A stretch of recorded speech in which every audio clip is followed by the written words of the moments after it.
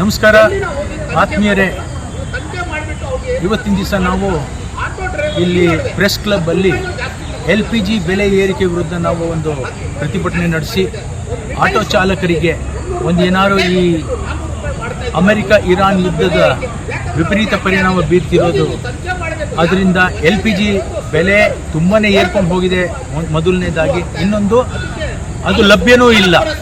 ಪ್ರತಿಯೊಂದು ನೀವು ಪೆಟ್ರೋಲ್ ಪಂಪಲ್ಲಿ ನೋಡಿದ್ರೂ ಸಾವಿರಾರು ಆಟೋಗಳಲ್ಲಿ ಲೈನಲ್ಲಿ ನಿಂತ್ಕೊಂಡು ಅವರು ದಿನಕ್ಕೆ 4-5 ಗಂಟೆ ಕಾಲ ಲೈನಲ್ಲಿ ನಿಂತ್ಕೊಂಡ್ರೆ ಅವರು ದುಡ್ಕೊಂಡು ಅವ್ರ ಕುಟುಂಬದವ್ರನ್ನ ಹ್ಯಾಂಗೆ ನೋಡ್ಕೊಳ್ಳೋದಕ್ಕಾಗೋದು ಅಂತ. ಈ ಥರ ಸಮಸ್ಯೆಗಳು ಹಲವಾರು ನೋಡಿದೆ ಈ ಪ್ರಪಂಚ. ರಷ್ಯಾ ಯುಕ್ರೇನ್ ವಾರ್ ಆಗಲಿ, ಈ ಮೈಕ್ರೋಚಿಪ್ ಕೊರತೆ ಆಗಲಿ, ಇಂಥ ಸಮಸ್ಯೆಗಳು ಬರ್ತಾನೆ ಇರುತ್ತೆ ಪ್ರಪಂಚ ಅಂದಮೇಲೆ.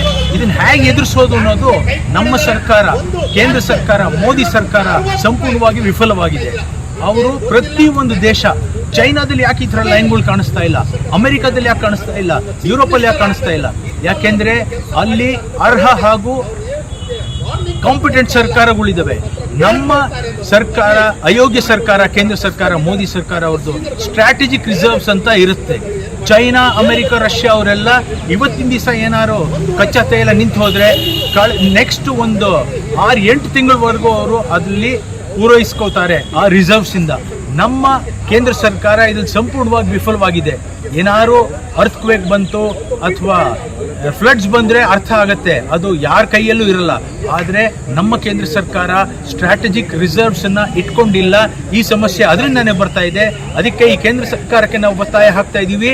ರಾಜ್ಯ ಸರ್ಕಾರ, ಸಿದ್ದರಾಮಯ್ಯನ ರಾಜ್ಯ ಸರ್ಕಾರದ ಮೇಲೆ ಒತ್ತಡ ಹೇರ್ತಾ ಇದ್ದೀವಿ. ಪ್ರತಿ ಆಟೋ ಚಾಲಕರ ಕುಟುಂಬದವರಿಗೆ ತಿಂಗಳಿಗೆ 15,000 ರೂಪಾಯಿ ಈ ಸಂಕಷ್ಟ ಮುಗಿಯುವವರೆಗೂ ಕೊಡಬೇಕು ಅಂತ ಕೇಳ್ತೀನಿ. ಇಲ್ಲದೆ ಇದ್ರೆ ಎಚ್ಚರಿಕೊಳ್ಳಿ. ಆಮ್ ಆದ್ಮಿ ಪಕ್ಷ ರಾಜ್ಯದಾದ್ಯಂತ ನಮ್ಮ ಹೋರಾಟವನ್ನು ಇನ್ನೂ ತೀವ್ರ ಮಾಡಿಕೊಂಡು ನಿಮ್ಮ